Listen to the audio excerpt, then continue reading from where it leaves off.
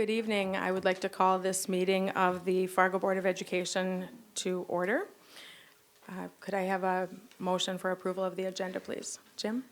I move the adoption of the agenda with the addition of the HR addendum that was at our workstations. Is there a second? Second. All right, there's been a motion and a second. All in favor, say yes. Yes. Opposed? Motion passes.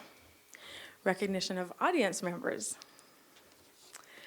We are fortunate tonight. We have two individuals that have signed up to speak to us. Mr. Rupak Gandhi is our first presenter, our first guest. And I get to read these instructions for you, Mr. Gandhi. At this time, the board will hear comments from the public. We ask that each speaker who has signed up to address the board state their name and address for the record. We would also ask that speakers refrain from using this forum to criticize or complain about a specific employee by name. The board is interested in your comments and will listen carefully, but is not obligated to respond or debate issues in this forum. Should you desire a written response to a specific question, you may request it. This evening, each speaker will be allotted a maximum of 4 minutes. Mr. Gandhi. It says I need to have a maximum, so welcome. Thank you for having me. Madam President, board members, Superintendent Schatz, I really just wanted to take this opportunity. Unfortunately, I will not be able to be at the next board meeting because I'll be out of town. So I just wanted to publicly recognize Dr. Schatz for all the work that he's done here in Fargo Public Schools. Just under your leadership, Dr. Schatz, the list goes, it's endless, building new schools, the amount of scholars that we have taking our AP courses and our ACT averages being above and beyond. But as I've been transitioning, I think the biggest legacy you leave behind is the staff members and that you've empowered to build that are dedicated to our students. It's been a phenomenal experience working with every single one of the staff members here so far. And I know that I'm very, very lucky to continue your legacy. And I really wanted to kind of share that with you tonight. And like I said, I won't be here at the last board meeting. So I wanted to take that opportunity tonight. The staff members I've met and what your support and guidance that you provided during my transition has been wonderful. So I really hope that you have a phenomenal retirement, even though I know you'll be busy. They always say that your retirement's when you take up your hobbies. So total pun intended here. I asked someone what your hobby was, and they said it was working on birdhouses. So as a small token, I have a little Fargo Public Schools birdhouse for you that hopefully you will remember the work that you did here and work with us. So thank you, and that's all I had tonight.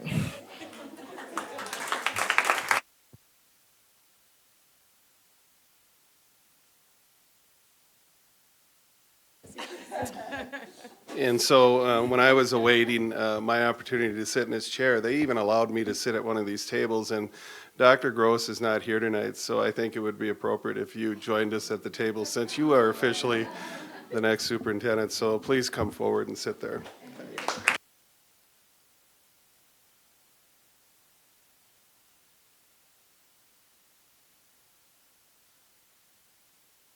Well, wasn't that fun? Okay, let's see. Marcy is the next speaker. Thank you.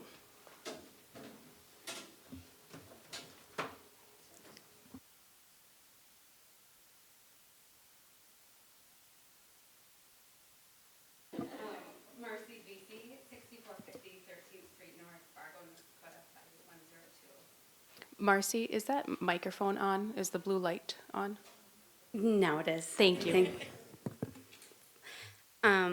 Good evening. I am speaking to you tonight as a mother of 3 current Fargo Public Schools students, a former teacher, community member, and most of all, an advocate for all students to succeed within Fargo Public Schools.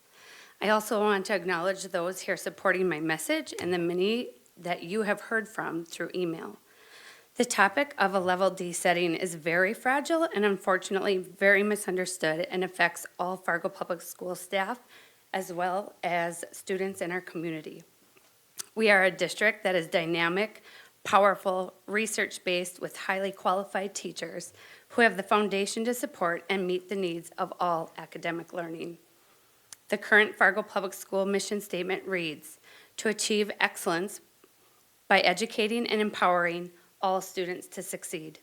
What I wonder is if this mission statement is being met in light of the extreme behaviors and emotional needs which have disrupted the daily learning and opportunities for all students to succeed and teachers to teach. It has become the norm in many classrooms across our district, where these behaviors occur on a regular basis and continue to disrupt the learning for the majority of learners. Let me ask you a question. When was the last time you went to work, witnessed a chair being thrown, a window being smashed, or another coworker being physically harmed? Then you are to carry on with your normal job duties or asked to leave the area and seek a safer environment elsewhere. This is what we are expecting our 5-year-olds, our 7-year-olds, and 10-year-olds to do on a daily basis. Students are witnessing this behavior and scared, but yet are expected to carry on without conversation about debriefing or these extreme verbal and violent disruptions of their school day. The purpose of the Level D setting is not for students who need redirection or those that are not compliant. It is designed for students with extreme and violent behaviors, such as students that have repeatedly broken windows, ran away from school grounds, verbally or physically assaulted both students and staff. The Level D setting will provide the same curriculum and specialized pacing that is flexible for the student needs and support their academic and emotional success. The Level D setting will provide professional resources to support students who demonstrate complex behaviors. It will allow them the grace, practice, and grow in their social emotional learning, so when appropriate, they can re-enter their classrooms in a healthy way, making friends and developing relationships, which is what we are all wanting. All of this combined efforts supports the FPS mission statement of empowering and educating all students. Please open these doors and opportunities for all children to learn in a safe and meaningful environment. Please support our highly qualified teachers to do their jobs in a safe and meaningful environment. Please be proactive in providing services and resources in all of our Fargo public schools. Each and every day, all children deserve to leave their classroom feeling successful and safe. Communicate with us and support our children in how we can achieve excellence and empower all students. Thank you.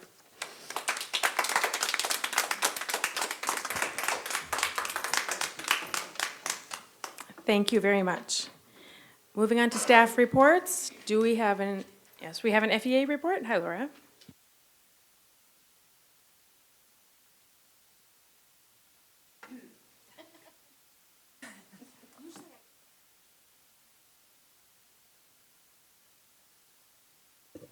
Okay. Good evening. Just a quick report. Our big May FEA push was fundraising for our scholarships. And between Jean's Week, that's some people's favorite week, I know, and our silent auction at the retirement, we raised more than enough money to give 4 scholarships out to our graduating seniors. So we feel pretty proud about our kids and proud about our way that we can help them. And that's my report for today. All right, thank you, Laura. Moving on to the continuous improvement and accountability monitoring, school improvement reports. Dr. Agri, would you like to introduce this? Yes, thank you.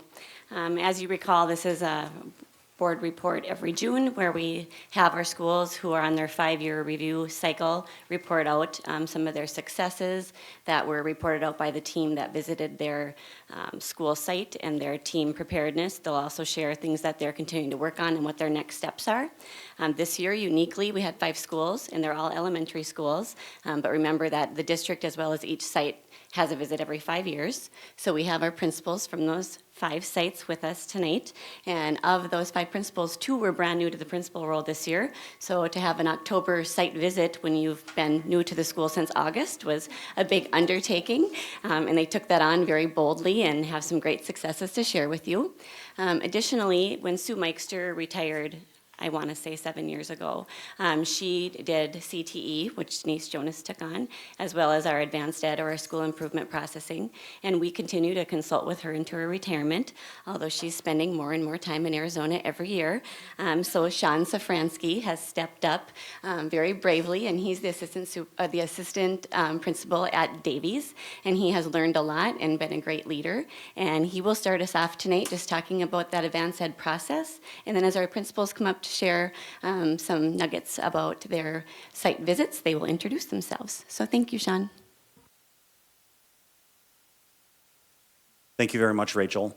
As Rachel said, my name is Sean Safransky. I'm an assistant principal at Davies High School and currently serve as kind of a transitioning chairperson for our district school improvement committee. And I want to thank the board for giving myself and these principals an opportunity to talk about school improvement and the things that are going on. When we talk school improvement, one thing you're going to hear very often is the word advanced ed.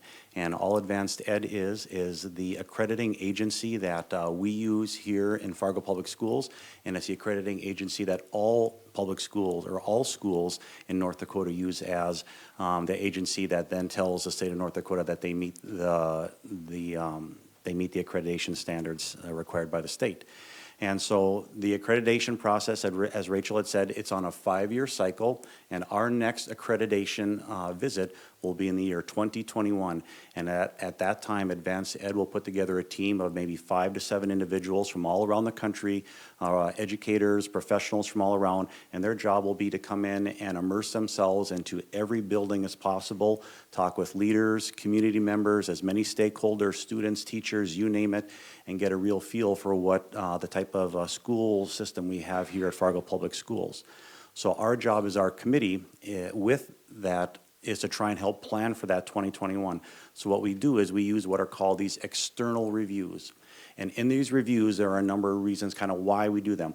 One of those is really just to kind of prepare schools for that visit. That 5-year accreditation, it can be kind of a scary thing for buildings to have people coming into their building, giving them feedback. What are they going to say? What are they going to see?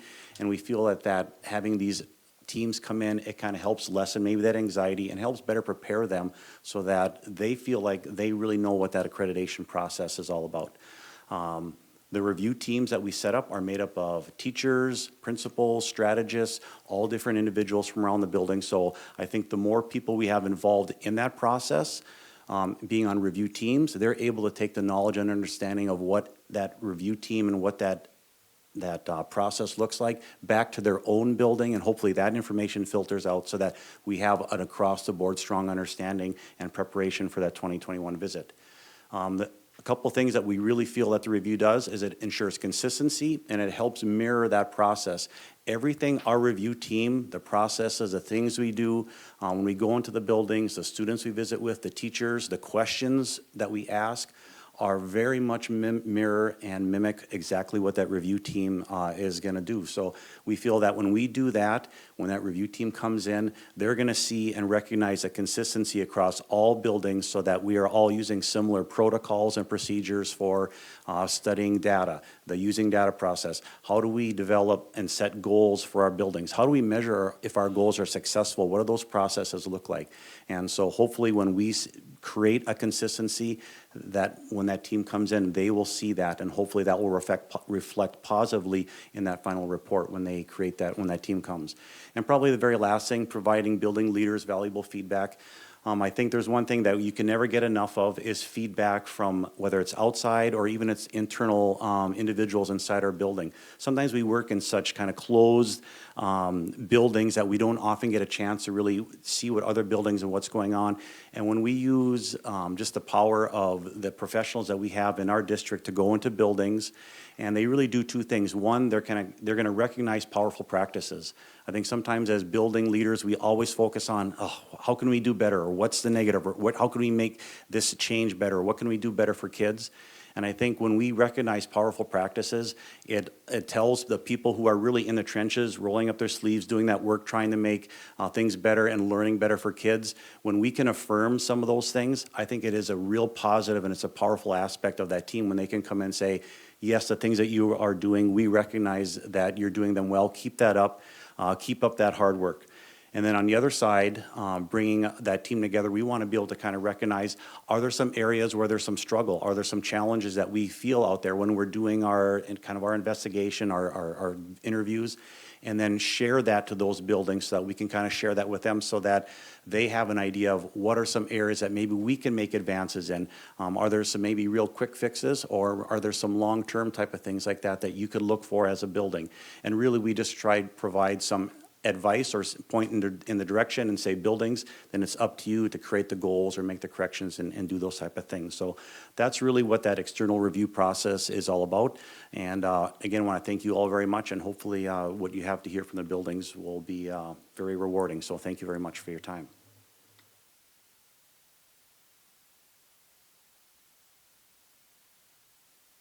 Good evening. My name is Eric Henriksen. I'm the principal up at Longfellow Elementary. I'll go to the next slide here. We are located up on the north side of Fargo, north of the VA. 359 students. We are a non-title school with 18 classrooms. And our average teacher experience right now is 19 years, and one of the things we'll talk about at the very bottom of it is that's actually changed for us through the years as well. What makes Longfellow unique? This year we had the honor of being named a Blue Ribbon School, which was quite an event for us, so that's been a big deal this year in recognizing and celebrating that. The other big thing with us is we are your prototype neighborhood school. We build extremely strong relationships with our families and our kiddos and so forth. One of our challenges is actually staff turnover in the last few years has been a lot due to retirement. Right there. But that's been a unique challenge for us because hiring people that, we used to be, our average teacher experience was, over 20 years, and next year it's even a drop some more. But, so that has been a challenge for us. One of the things that the advanced ed team comes and does when they're in the building, they use something called the Elliott tool. And what they do is they go into these different classrooms and observe different areas and then give you kind of a scoring rating that you'll see throughout these presentations. So some of the powerful practices that the team came and saw with us is, once again, the connections are very evident with families and students. I cannot tell you the number of times that kiddos at Longfellow know that they've got multiple adults that care about them, know their family, know their cousin, know their grandmother, know everybody, which is fantastic, and that's something that our staff takes great pride in too. Also, one of the things I was noticed is the number of after-school activities. We try to get kids involved, whether it's Lego League, chimes, foreign language. We did some partnership with NDSU in the past few years on computer coding, photography club, the LION News, which is a news that's put out about once a month, drama club, a whole bunch of different things, and that students said that they have things to do after school. The other thing that we noticed is the classrooms are well-managed learning environments, and that was shown throughout all areas that you see on the report, classroom, the gym, music, everywhere, and then nice to be engaged in their lessons and so forth. A couple of the other powerful practices they talked about, our PLCs have really changed our professional learning communities. We kind of got to a point a few years ago and we redid a lot of things, sent some people out to Bismarck for a PLC conference and created a shared ownership that has really kind of driven what we've done lately. This year was brand new for us. We've reworked our MTSS structure. We've actually used our tutors. Since we're a non-title school, we kind of had to be a little creative with that. And our progress monitoring this first year showed some nice gains, still some tweaks to be made through that. And then just our leadership team too, as far as a large representative group. And then also from the support staff, that is something that they noted when they were there, because I do have a support staff member on the team, because I do want to hear from everybody on that. And then the one thing that they had for opportunity for improvement, and that's something that I know we're familiar with, is trying to get the understanding, the using data process at a system-wide level. That's something that we just continue to work on, not just at leadership, but trying to get that out through the grade levels and through the entire building as a whole.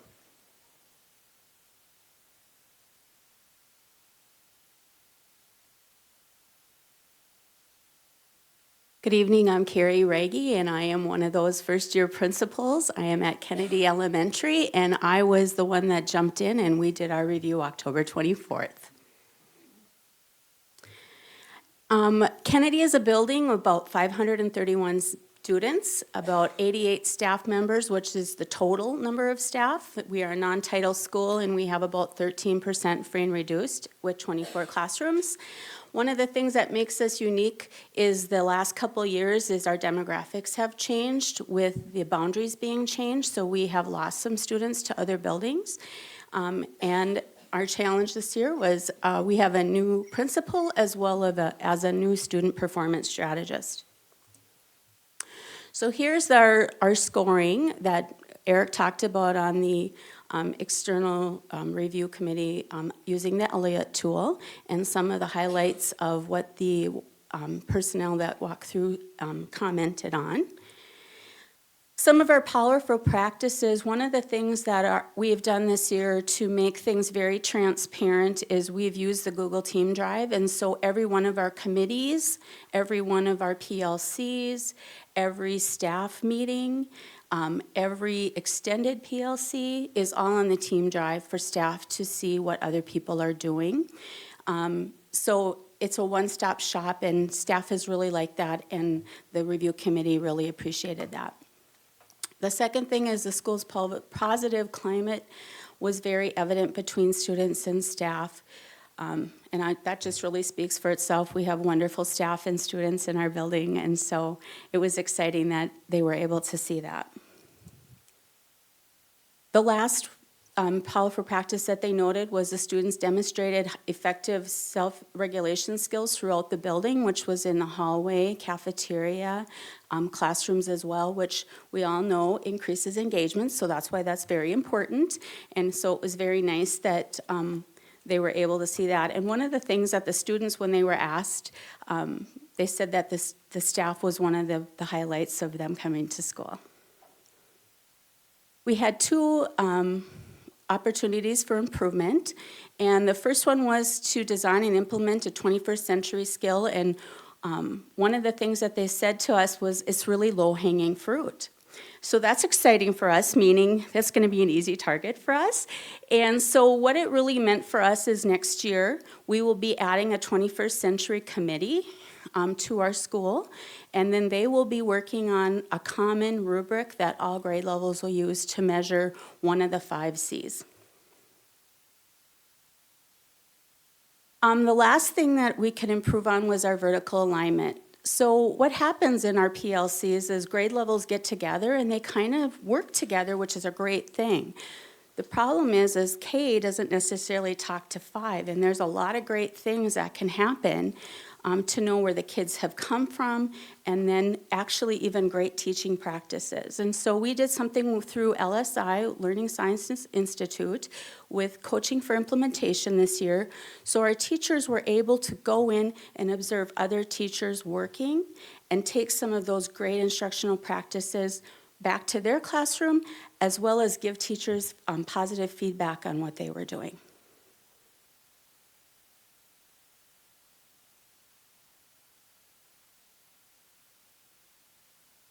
Good evening. I'm Sarah Schaefer, the proud principal at Bennett Elementary, and I'm delighted to be here tonight to share with you what's been happening at Bennett. Bennett has a very supportive parent group and PTA. This year, our students' at-home reading minutes exceeded 1,500,000, which was then reflected in our reading data.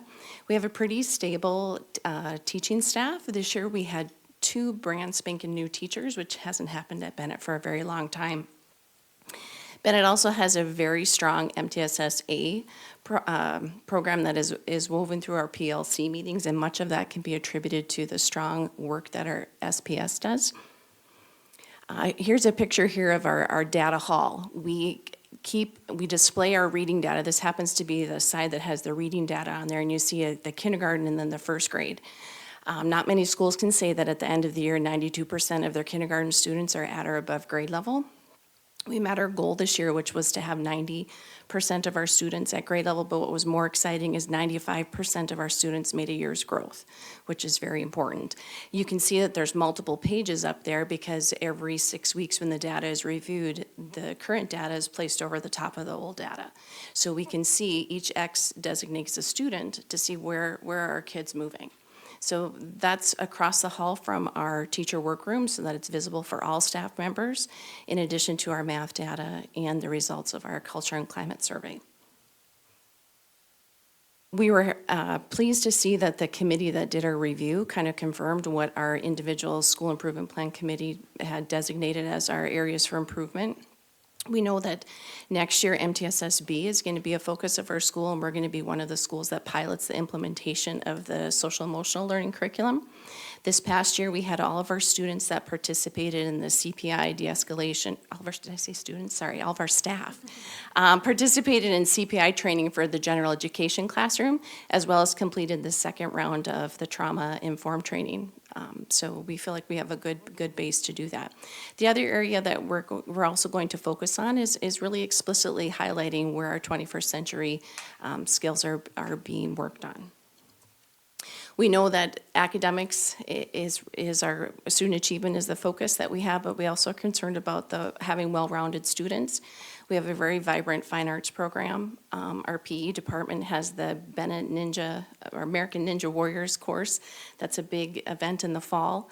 The kindness retreats have been expanded upon by our counselor, and we utilize the Davies leadership students to come throughout the school year. So it's not a one and done. They visit during lunch and recess throughout the year to touch base with those 4th and 5th grade students that they worked with.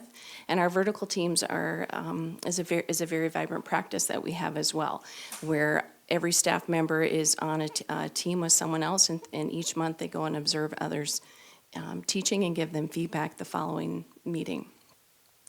Bennett's a great place to be, and I am very fortunate to be the principal there, and so I thank you for your time.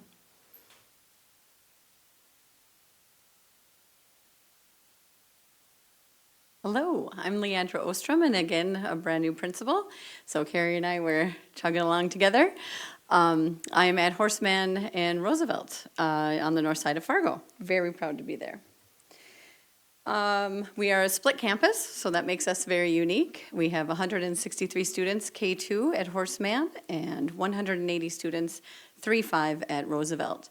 We are a targeted title school, and we are, I think, the only one left in the district, and we will keep it that way. Total for both buildings is about 36% free and reduced. As you can see, it's desegregated there for you. And we have 18 classrooms currently. Our positive building culture and climate, we are a family. We've been thrown in some pretty interesting situations this year, and the teachers have rallied. I cannot say enough about my staff. They are amazing. They are 100% there for kids, and they are showing up every day. And we have gone through the first year, so super excited for that and very proud of them.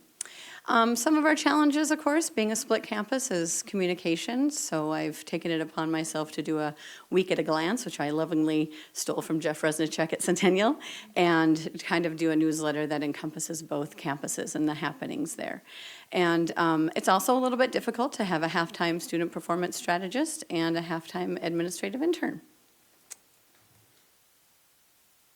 Our rating there overall is 2.6, and we're proud of that, considering our changing demographics as well. And there's just so much to celebrate that our bones are really solid. We have a nice foundation of best practice happening in our building, and are looking forward to the refinement that the team has brought to our attention for better practices next year. So our formal structure is to ensure and develop positive relationships with and have an adult peers who support their educational experiences. Our students will tell you that there's an adult in every building that knows their name, and they can go to if there's any issues or any celebrations. Our Spartan Awards, our announcements with celebrations, our Spartan Spotlights, teachers eating lunch with their kids, paras eating lunch with their kids, just being in the classrooms and being visible. And our para support is fantastic. So both campuses have really vested people working with them, and we can't be more proud of that. The instruction's monitored and adjusted? Absolutely. Our teachers are aware of how to adjust that instruction. They use differentiation tools every day, and their PLCs are very data-driven. With the using data process is embedded within everything they do. They still use some of the IE, the intervention extension block, especially in fourth grade, and we're working on getting more of that with our small group work as we proceed with into next year. And our PLCs are really rich, and they are really dynamic, so I'm proud of that as well. So the implements the process to ensure the curriculum's aligned to standards and best practices. We are just going to tighten up some of our small group work. We are embarking on a 1 to 5 year plan for small group math. And this year we're going to look at our small group reading because there are pockets of strength there. We'd like to broaden that base, and then we will jump back into math to make sure that people are moving along at a pace that they're comfortable with. It's important to let our teachers have that time to learn and observe and talk, so we're giving them that. And then with our SIP and data, the other recommendation was to combine some of the committees. We've actively started that work. I've taken 2 of our staff members to the PLC conference this year, and so now we've arranged our PLCs in a different way, and we're being a little bit more proactive about that by adding goals and a common place to store information like Google Docs. So really happy about moving forward, and I am excited about next year. We have a lot of energy and a lot of great work ahead of us, so we will continue to rock it. All right, thank you so much. I'm Tanya Lingle, building principal at Eagles. Very proud to say that we have finished our 2nd year together and are anxious to get into the 3rd year. So our visit was in April, and looking at our demographics, we have on any given day, seems like we have a transient population, but we have 325 students in K-5, 72 staff members that's certified and support staff. We are a Title I school. In fact, we're hoping that you will put that stamp of approval on that tonight for our school-wide. We have been doing that planning all year, and we are at actually now 41% as of our last report here. And so that is our goal, is to be school-wide next year. We have 18 classrooms with an average teacher experience of 9 years, so a younger staff, and 65% of our staff have postgraduate degrees, which I said, really speaks highly of the education and the learning that our staff is doing. What makes us unique? We are home to the Educational Autism Academy. It's a Level C program for the district. Many of you have been out to some of our programs and things we have happening there, and we're super proud of the work that they're doing every single day. We have a positive building culture and climate. Often you will see any kind of activity or game happening at Eagles, our staff participating. Battle of the Schools happened this year. We encouraged all of our buildings to come forward. Longfellow was the winner of that Battle of the Schools. Okay, we'll take care of that next year. And I just want to say that was a huge thanks and kudos to Kimmy Milligan, our student performance strategist, really for getting staff together from all buildings across the district, which I just think is incredible. We have a fantastic partnership with our Adopt a School partner, Touchmark. We have our school teams going every month. They are coming over to our building for a variety of activities, lunch buddies, as long as it's not winter and we've sanded really well. They're coming over for that all winter. But we have an excellent partnership with them, and we're very proud of that. Some of our challenges are behavior of students. And in our 2nd year, those are things that we continue to work on and grow in. And so we're looking forward to our upcoming year. We will also be a pilot for social emotional learning lessons, and we have finished all of our trauma sessions. We've been part of the pilot for building compassionate schools, and so we will be actually into our year 2 of that program. Our Elliott tool, our overview, you can see there in front of you. I think the comments that I see to the side that I shared with you, culture is very welcoming and positive for students, faculty, and the community. The staff and students, when they spoke to parents, those are the comments, of course, that mean so much to us. But the teachers saying, the story is written by us. The teachers here are willing to explore and make our own path. Staff goes above and beyond and would do anything to protect the kids, which is true in their day-to-day interactions with our students. Our powerful practice, our instruction is monitored and adjusted to meet individual learners' needs and the expectations for learning. We have numerous professional development opportunities for our teachers. They are hungry for learning and very skilled in their craft, and so sometimes that is also a challenge, trying to find ways to encourage and continue to challenge them. Kimmy Milligan did over 190 coaching cycles with our staff this year alone, and so staff, again, are hungry for that and want to take their learning to the next level. We have a structure to ensure the development of positive relationships and have adults and peers who support the educational experience. That shared common beliefs and vision are something that we continue to strive for and work for. We implement a process to identify and address specialized social, emotional, developmental, and academic needs of learners.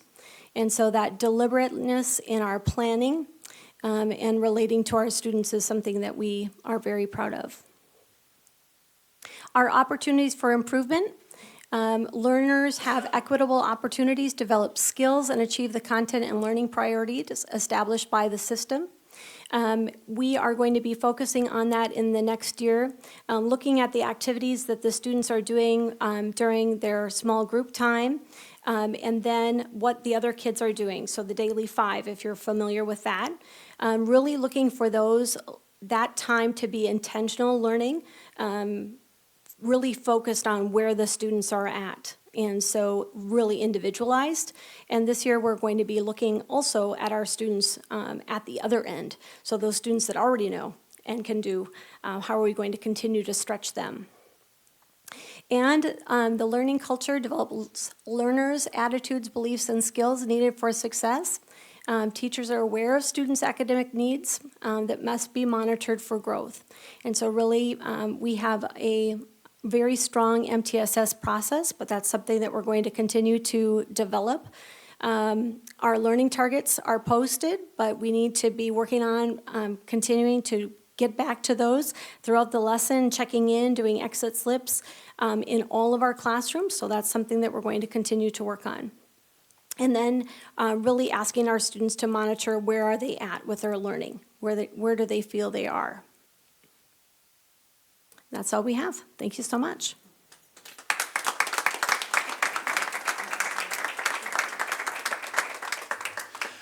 I just wanted to wrap things up by just giving a few thank yous. First, I want to thank Sue Meister and all the School Improvement Committee members that I work with on a regular basis. It is really their hard work, dedication, insight, the time they put in helping guide our committee. They put up with me on a regular basis, so they really do a great job in helping, I think, create kind of hopefully this consistency and fostering that dedication to the school improvement process.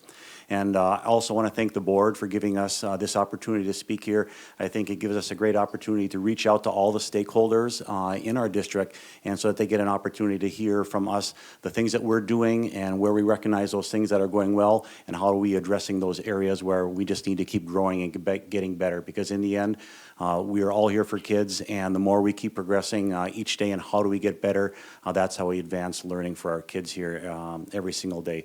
So I just want to thank the board overall for giving us this forum here and time tonight. Thank you very much. Does anyone have any questions? Thank you. No? All right, great information. Moving on to the Career Pathways Work Experience Plan Report. Dr. Jonas, welcome. Good evening, everyone.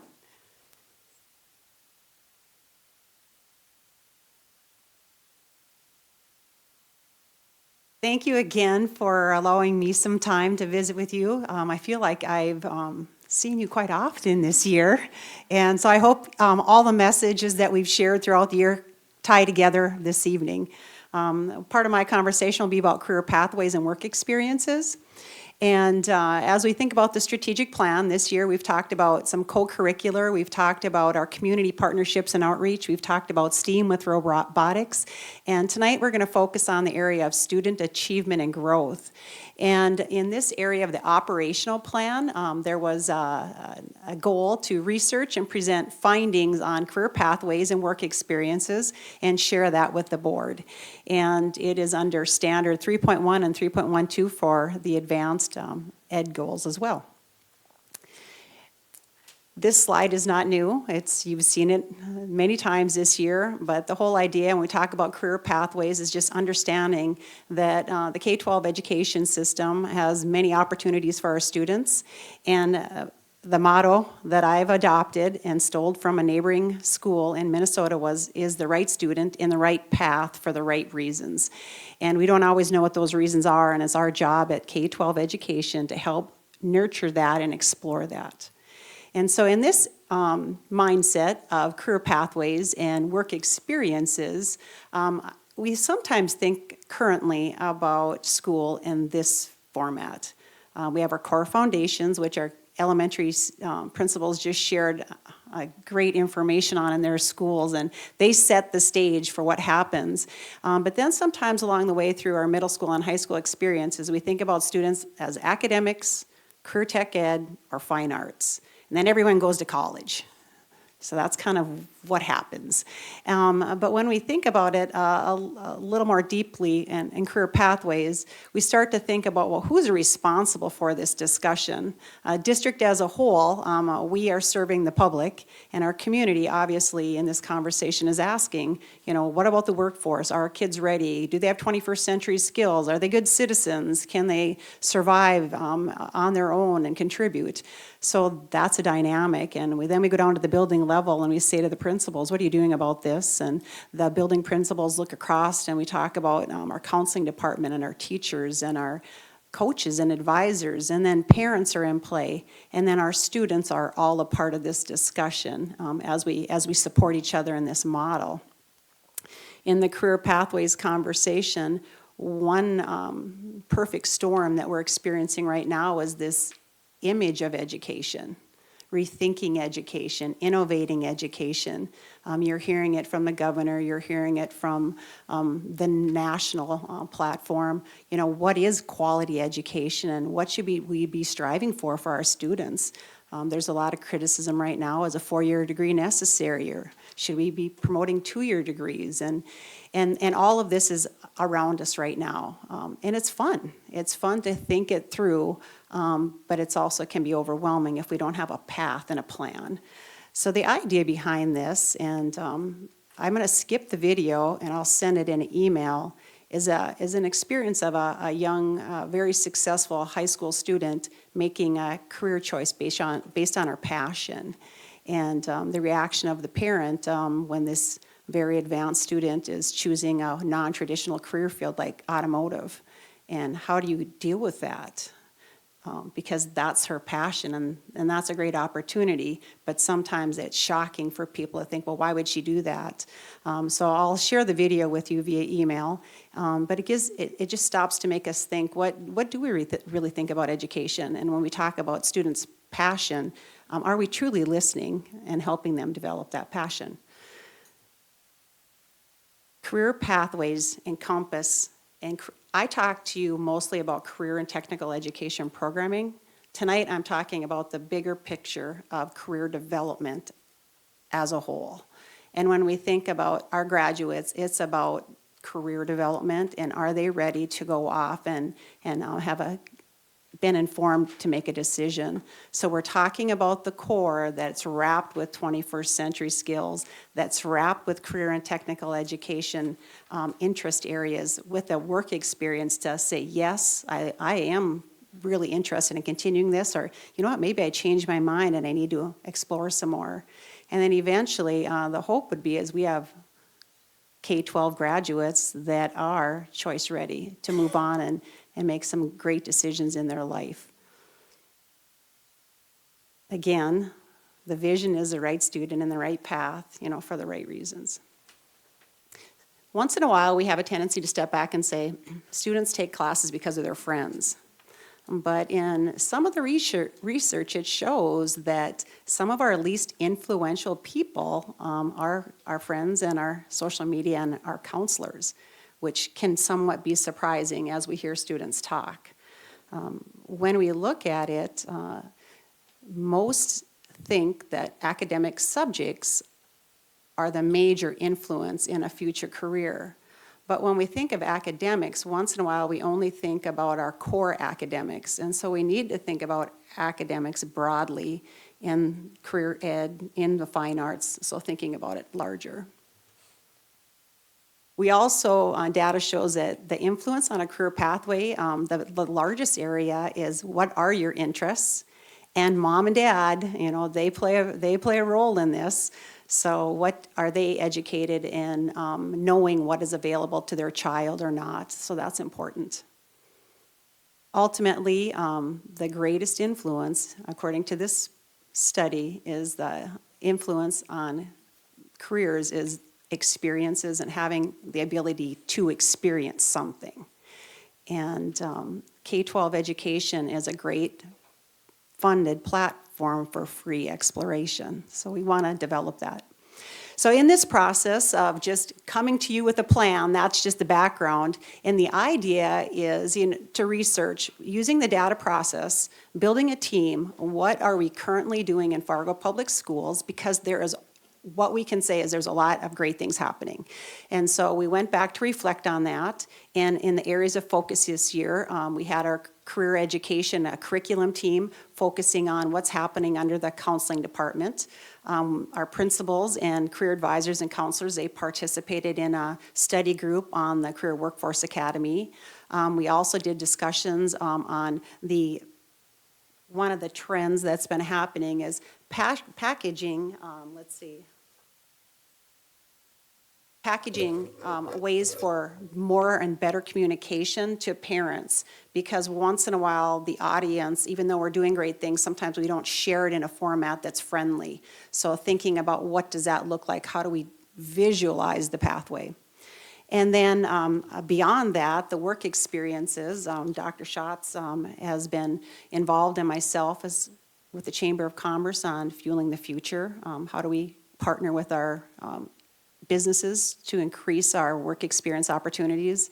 And then finally, I think the last brochure I'll show you is how do we take individual pathways and develop them so it makes sense, K-12. So going back into Fargo Public, we know this. We have high school counselors and middle school counselors and elementary counselors, and they are very busy talking about the domains, career development, academic, and social emotional. We know that is happening. At the high school level, we have registrars and career specialists really working on this conversation. So we know that's in play. There's a specific process, and the state of North Dakota funds an online resource called Are You Ready? That allows students at points in time to go in and take interest inventories so that they can identify and be self-aware of their skills, their aptitudes, and their interests, and then relate those as they go through school into careers. So that is happening.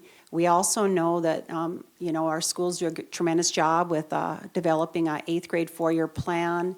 Some meet directly with parents in their efforts.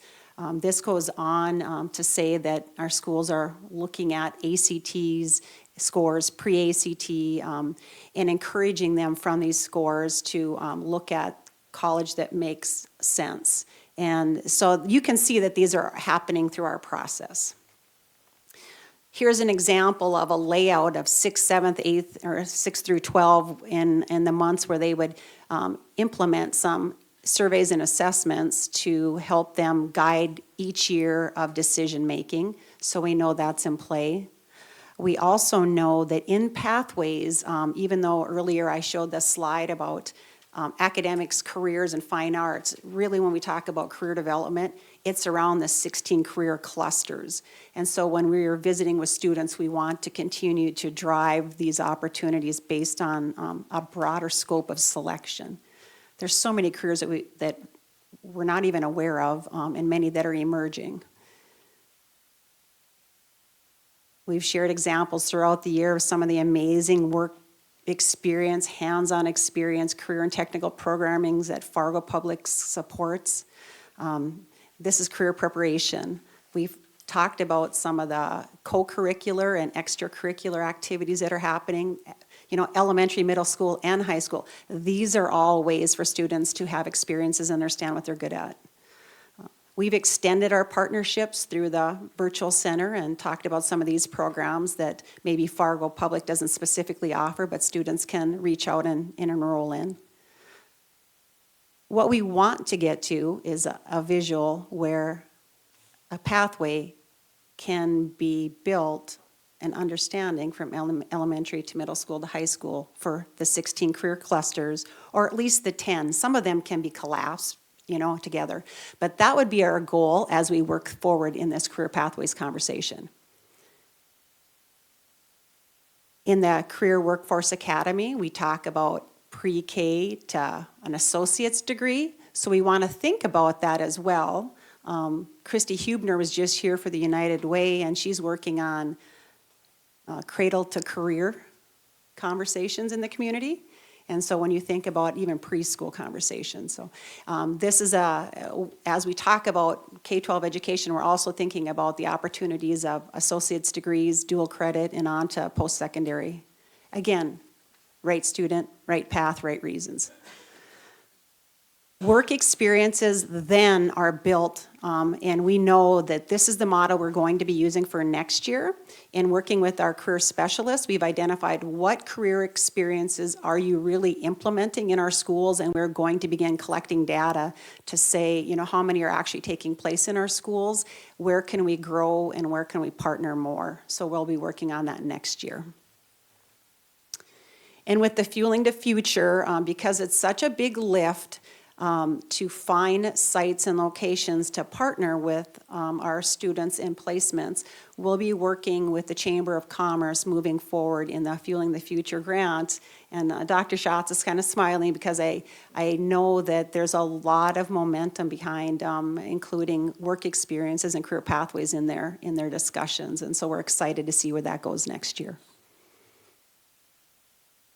As the sector partnerships grows, I know that board member Christy Ulrich was at a conference, and she's going to share a little bit about her experience on the Global Pathways Conference and sector partnerships, but that's a part of this continued bigger picture of career development.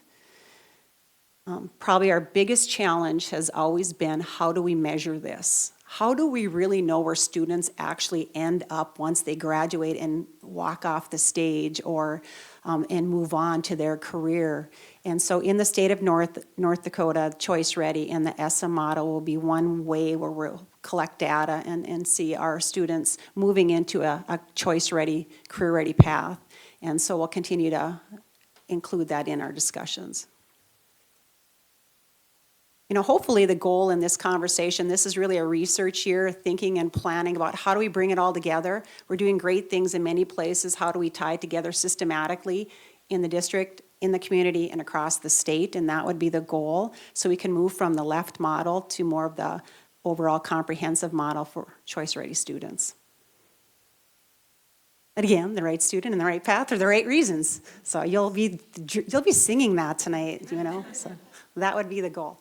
Ultimately, again, Christy will follow up with this, but in the nation, this push for workforce and career pathways is on the forefront. People are ahead on it.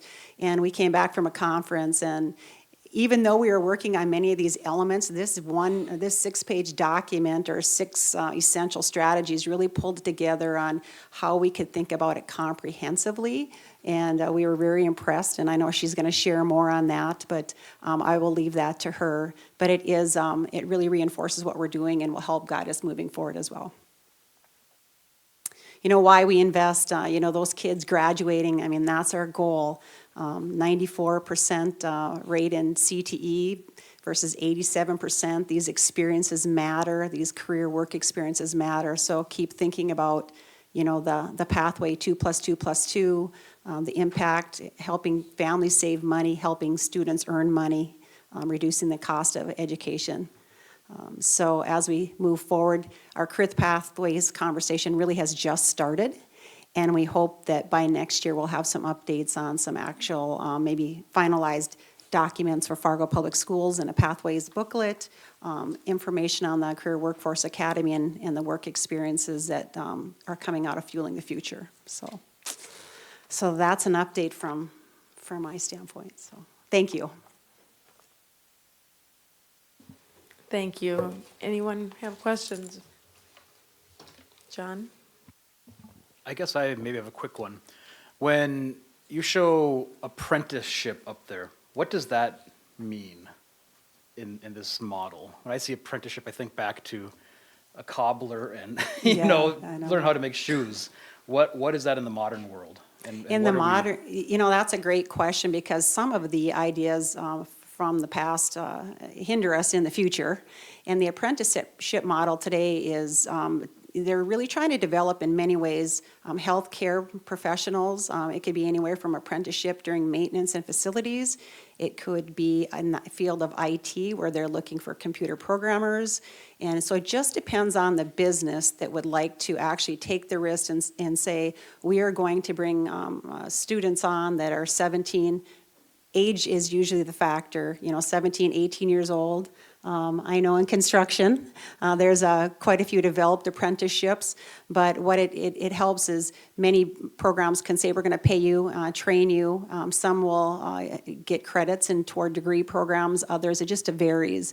But there are many opportunities where we can actually have students get out on the workforce and make, $15 to $25 an hour and start their experience and then go on for education or move up in their company. So it's really driven by the business partners. So Jennifer?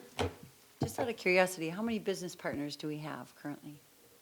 In direct memorandums, we don't necessarily have direct memorandums, but if I look at businesses who support our schools through advisory committees, we have 200 about that support, in some format that visit. Now, if we go beyond that support our K-12 education in Fargo Public, I don't know if we even can count the number between United Way and Junior Achievement. Junior Achievement alone, they have 500 volunteers that go out and serve schools. And so I think that's the piece of the work experience model. We need to identify what are our needs, what are our current, that's a data point that we haven't collected because we didn't know what we were collecting for. Now that we have those work experience identifiers, we can go back and say, who is doing this, and collect some baseline data to grow it. So.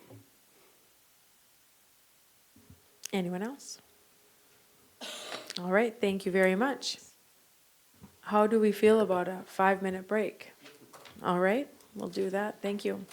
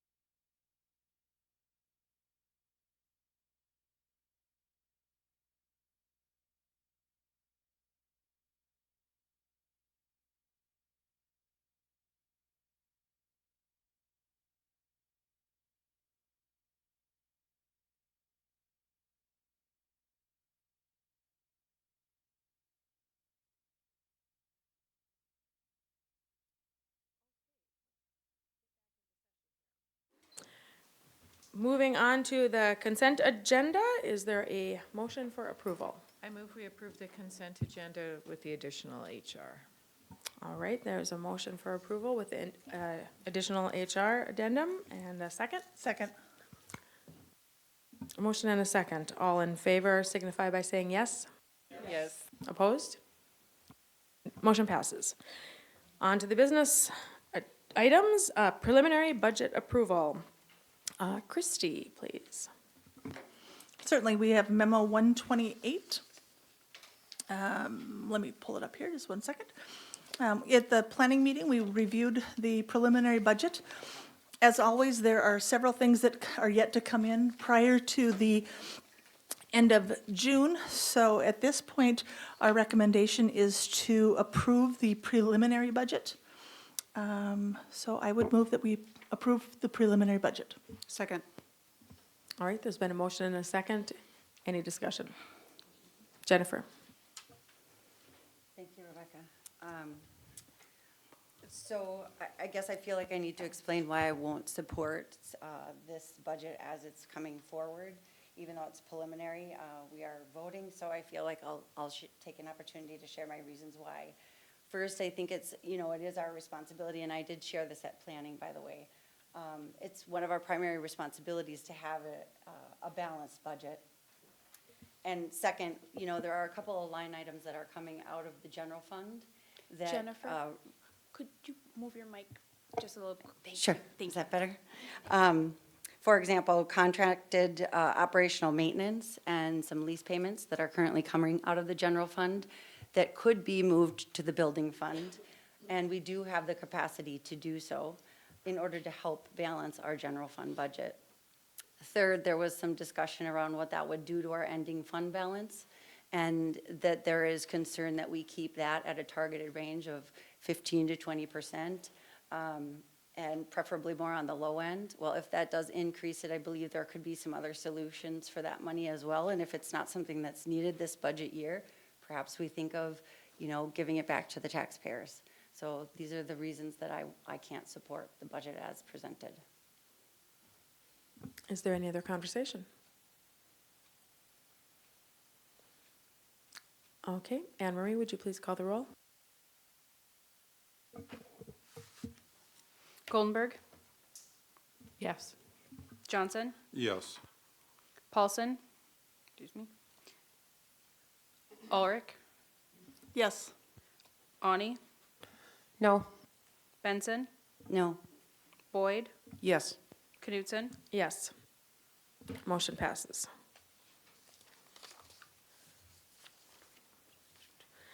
All right, on to the assignment of canvassing committee, memo 131. I believe that comes from me. So as indicated on this memo 131, there needs to be a canvassing committee that will be in place to select, to gauge interest of board members in regard to the presidency and vice presidency. And so this memo indicates the intent there in terms of those members, and I would entertain a motion that indicates so. I move we accept your recommendation for the assignment of the canvassing committee. Is there a second? Second. All right, there's been a motion and a second. Is there any conversation? Anne Marie, please call the roll. Johnson, Yes. Paulson, Rodenbiker, Yes. Ulrich, Yes. Ani, Yes. Benson, Yes. Boyd, Yes. Goldenberg, Yes. Knutson. Yes. Motion passes. So just to clarify, because names actually weren't mentioned when we were having our conversation, the canvassing committee would be Jennifer Benson, John Rodenbiker, and Dinah Goldenberg, and I've been informed that I need to name a chair for that committee. Dinah has indicated that she would be interested in serving, so Dinah, I would appreciate you taking care of that. Thank you. On to committee and structure monitoring, memo 132. 2. Is there a recommendation? Well, there is a recommendation here. Does anyone have a motion that they would like to provide? John? President Knudsen, I move we affirm Board Policy GP 7 as provided. And is there a second? Second. All right, there's been a motion and a second. Any discussion? John, I was wondering if you had any because I noticed that your light was on. Oh, no, I'm sorry. Okay, so there's no conversation. Anne Marie, please call the roll. Paulson? Yes. Rodenbiker? Yes. Ulrich? Yes. Ani? Yes. Benson? Yes. Boyd? No. Goldenberg? No. Johnson? No. Knutson? Yes. Anne Marie, what was the roll? It passed 6-3. Thank you very much. On to EL10, Communication and Counsel to the Board Monitoring. And is there a motion for approval on this?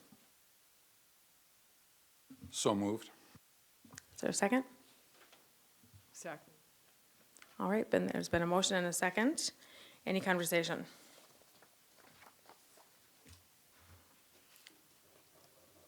All right, Anne Marie, please. Rodenbiker? Yes. Ulrich? Yes. Ani? Yes. Benson? Yes. Boyd? Yes. Goldenberg? Yes. Johnson? Yes. Paulson? Yes. Knutson? Yes, motion passes. Board reports. Christie. Thank you. I will hand out these in the direction. Hand that out. Brandy, you're not going to have a second. I don't have for you two ladies, but there's enough for everyone else. There's two things. There's the top one is the 6 essential strategies for creating effective state career pathway systems. And first of all, I want to thank you guys for allowing me the opportunity to travel to Salt Lake City. It was a great learning experience. The people that I had the opportunity to travel with were Dr. Jonas. Great opportunity to get to know her better and to learn more from her on her CTE travels. Scott Bueller, who's the Dean of Business at NDSU. Taya Spellhug, who is the manager for Tech Smart at Microsoft. Mark Wagner, who's the director of CTE, assistant director for the North Dakota State CTE. Christy Huber, president of United Way. Don Morton, chair of the North Dakota State Board of Higher Education. And Tony Grinberg, who's the vice president at North Dakota State College of Science. And so, great group of individuals to be able to sit and learn from it and talk with about the opportunities that we have before us and how we can better expand on what Denise has talked about when she talks about career pathways. The first document that you have is the really going to be used as a playbook. There's several states across the nation that have used similar strategies, and this is really an overhead view that has been used nationwide. It provides the 6 strategies, and we really want to present this at a state level, not just at a local level, which is nice. I know in the past we've talked about who pays for a career academy, where does those funds come from? And so we actually are going to be presenting to Michelle Comer, who's the North Dakota State Workforce Council. We'll be presenting this to her. Tony's already had conversations with her. The western part of the state has already had an interest. They're already looking at this document at Dickinson State out in Williston. So this is not a new document that they've been seeing. So we're taking a look at that. And then the second, so I would like each of you to take your time to read through this. And then another piece that Anne Marie will send a link out. There's 67 slides that I took pictures of. Rather than print those off for you, I thought I would just share them via link. And it's some of the slides that we got from the different presenters. We were there for 2.5 days, great sessions, all of them, some really insightful things. So what I shared with you is some of my highlights of those. I could have written twice as many notes as what I took and what I wrote down, but a couple of the things that stuck out to me, John, when you asked about apprenticeships, Northeastern University talked about apprenticeships, and they have been sending some of their students from higher ed on apprenticeships for 6 months. And they are working directly with businesses. And so they go on a 6-month apprenticeship, come back and finish up their college education. And so it just depends on what business, but there are different apprenticeships starting all over. So really some neat things coming out of it. One of the other things that Northeastern has been doing is they are trying to flip higher ed. Right now, when you head off to college, if you're going to a 4-year institute, you start off with taking 2 years of generals, and then you get into your career or your educational studies that reflect what you are going to study. Instead, they're flipping it, and the first thing that you do are take classes that you're interested in, and you get a certification. From there, you get an associate's degree, and then you get your bachelor's degree. So they're really flipping it, and that's helping with retention. So people have an opportunity. They don't have to fulfill all 4 years. Instead, they can get a certification, and they say, this is great, but now I'm ready to be done, and then they can go into the workforce. It helps with that workforce shortage. So that was one of the things that stuck out to me. The Essential Strategies has already had some very positive outcomes in other states. South Dakota has had great experiences with it. Wisconsin, the head of the higher ed in Wisconsin talked about it. Tremendous things. But one of the things they talked about as well was silos. And how do we turn from silos into collaboration between everyone? And how do we prepare our kids, not career or college ready, but career and college ready? And then also, I know on Denise's slide, she talks about the military as well, but we need to have all of those pieces ready.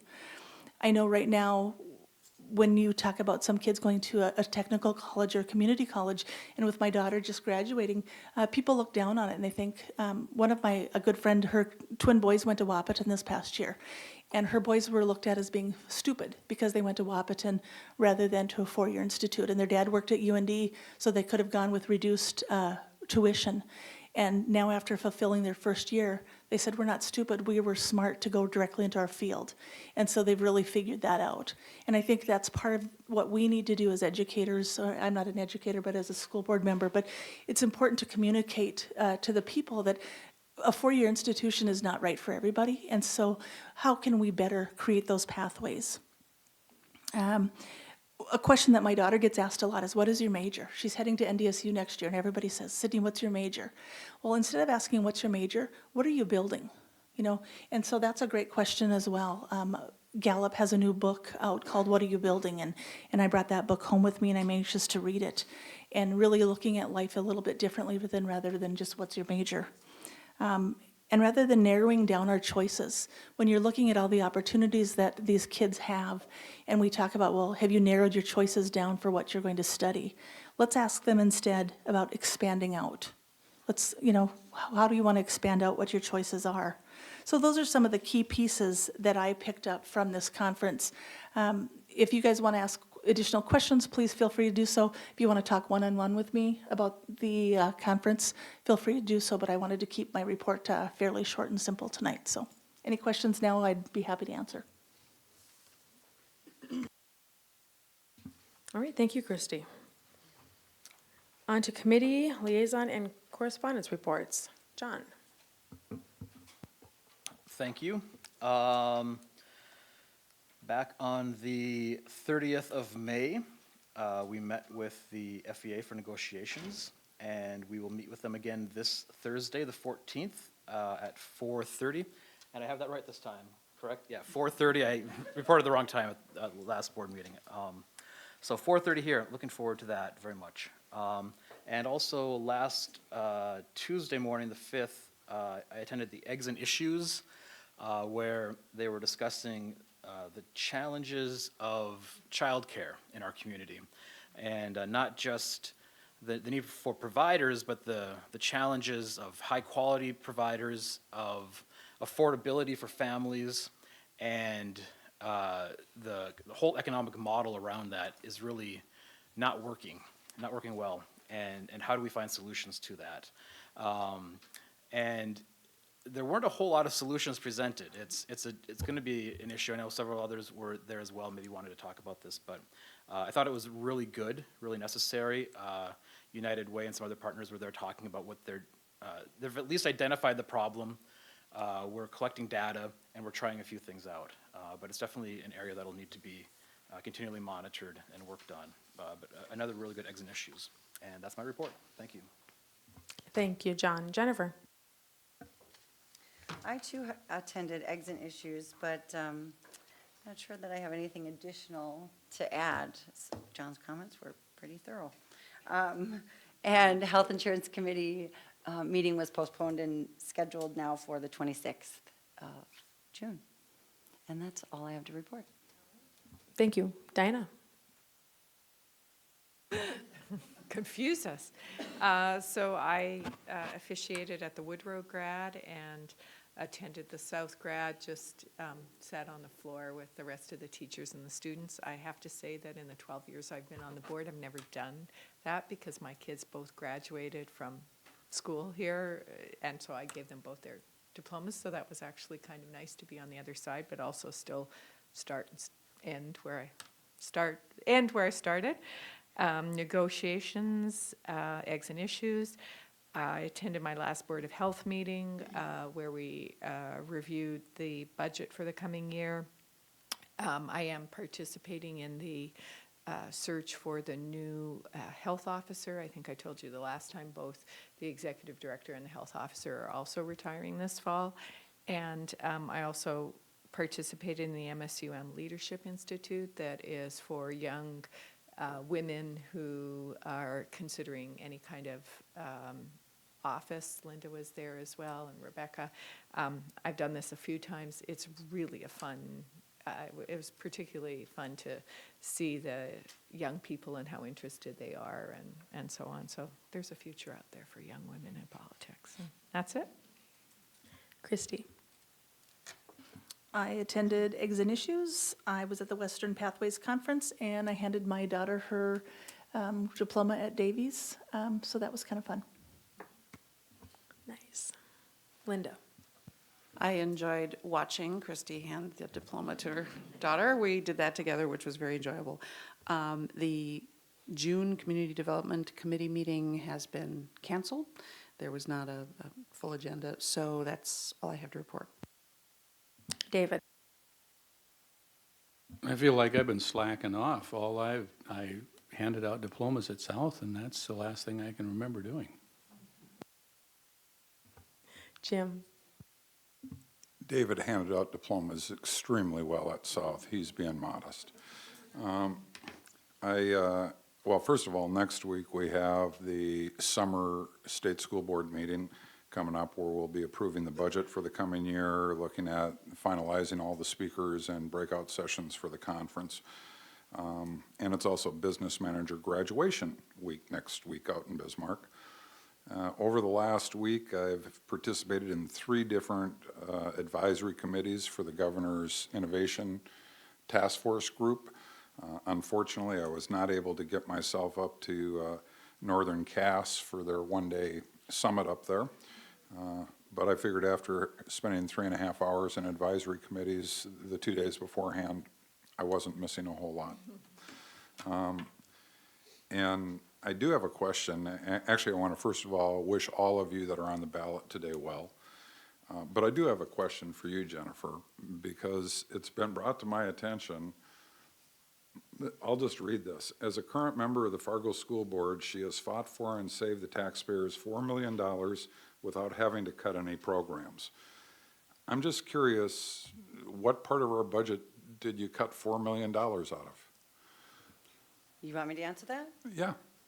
Over the last 4 years, the administration has done the job of cutting $4 million, and Jeff has shared that over and over in public forums.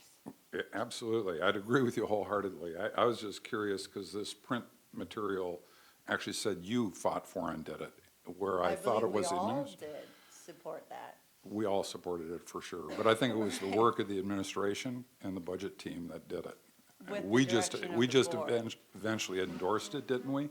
And it was given direction by the board. Yeah, okay. I was just curious because I didn't know what the $4 million was that you fought to save. Okay. Okay, let's see here, Brandy. I'm trying to keep track of my system of back and forth. Brandy, go ahead, please. I as well handed out diplomas at Woodrow graduation, and that's all I have. All right, and Jim, I believe there's a picnic that you usually talk about, and door prizes, right? I kind of spilled the beans on that, but you want to kind I of think you're push for telling that? us it's time to get door prizes, and those that aren't going to be serving on the board in July only have one more meeting to bring them to? Is that what you were going to bring up? Yeah, I guess so, yeah, yes. Okay, so I want to say that I was, well, we all participated in the graduations that we were assigned to, but I also attended Woodrow's and graduation and the GED graduation. And I had the MSUM Leadership Institute that Dinah mentioned. I was at the luncheon for that. But I had a unique opportunity, I feel, to have made a connection again with Fargo North student, Mr. Isaac Spanger.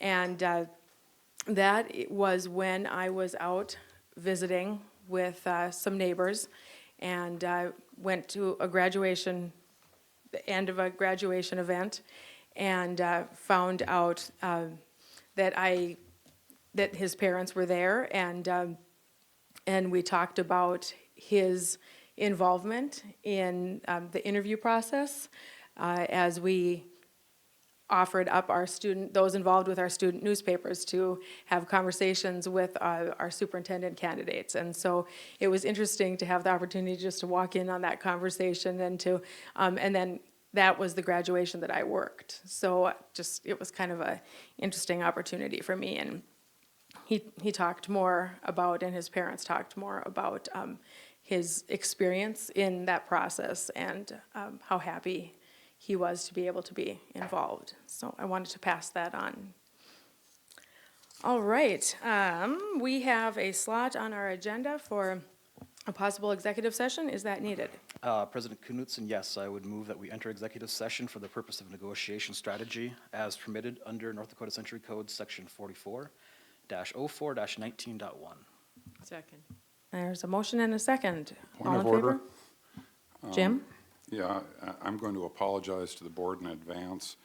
I'm of the belief that we may have had a violation of, by a board member in executive session, and until that's resolved, I'm not willing to sit in on an executive session, so I'm going to excuse myself at this point in time.